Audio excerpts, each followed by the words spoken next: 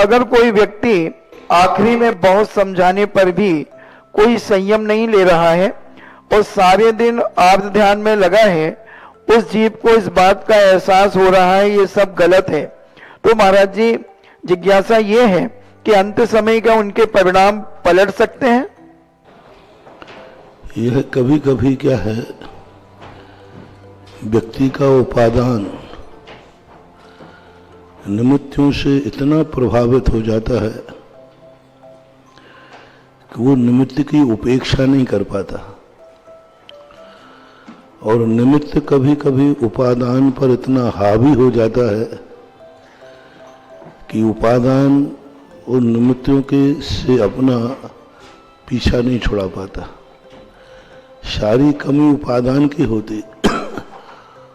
उपादान जब कमजोर पड़ता है तो निमित्त हावी हो जाता है, और निमित्त एक बार हावी हो जाए तो फिर उपादान को उससे पीछा छुड़ाना कठिन हो जाता है। जैसे एक स्मोकिंग वाला स्मोकिंग करता है, शुरू तो कर देता है लेकिन छोड़ने में पसीना आ जाता है। शुरू तो कब हो गया शुरू पता ही नहीं चला, एक झटके में शुरू होता है व्यसन, लेकिन जब छोड़ने की बात आती है तो उसको पसीना आ जाता है। शराबी 1 मिनट में शराब शुरू कर देता है, गुटखा वाला 1 मिनट में गुटखा शुरू कर देता है लेकिन जब छोड़ने की बारी आती है तो उसको कितनी मेहनत कितनी दिक्कत होती है, क्योंकि वो निमित्त हावी हो गया। इसी प्रकार जो हमारे इंद्रिय और प्राणी संयम हैं, ये असंयम की तरफ से इतने ज़्यादा घिर जाते हैं कि वो छोड़ने को तड़पते हैं, छोड़ना चाहते हैं, लेकिन निमित्त जो है वह छोड़ने नहीं देता।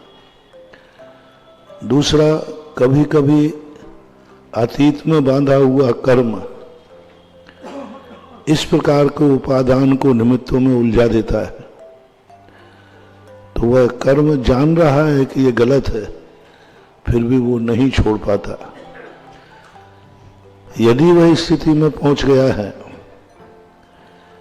कि वह अनुभव में आ गया कि यह गलत है, तो फिर धीरे धीरे निमित्त थक जाएगा। निमित्त की ज्यादा दौड़ नहीं होती, निमित्त ज्यादा पीछे नहीं दौड़ सकता, निमित्त की गति तेज नहीं होती। उपादान की गति को यदि हम बढ़ा दें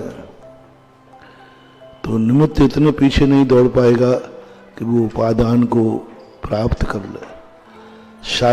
साधु लोग यही तो करते हैं, अपने उपादान को दूसरे रास्ते पर ले जाकर के इतनी दूर ले जाते जहां निमित्त पहुंच ही नहीं पाता। जैसे नेमिनाथ भगवान इतने दूर पहुंच गए 5 मिनटों पर, वहां अब ही जाना मुश्किल है जहां सीढ़ियां हैं। जब नेमिनाथ के समय 5 मिनटों कैसे होगी? पारसनाथ के समय पारसनाथ टोक कैसे होगी?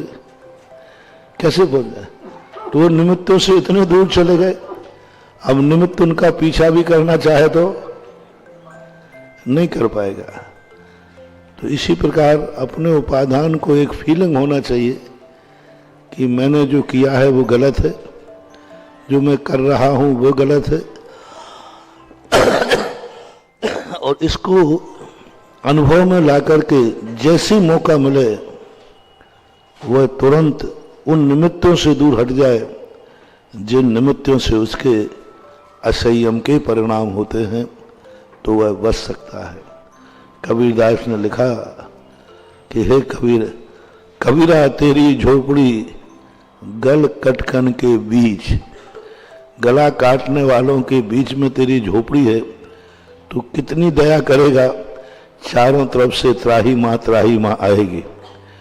तो हमें द्रव्य क्षेत्र काल भाव को भी परिवर्तन करना पड़ेगा, तभी जाकर के हम अपने उपादान की विजय प्राप्त कर सकते हैं और निमित्त को पराजित कर सकते हैं। अभी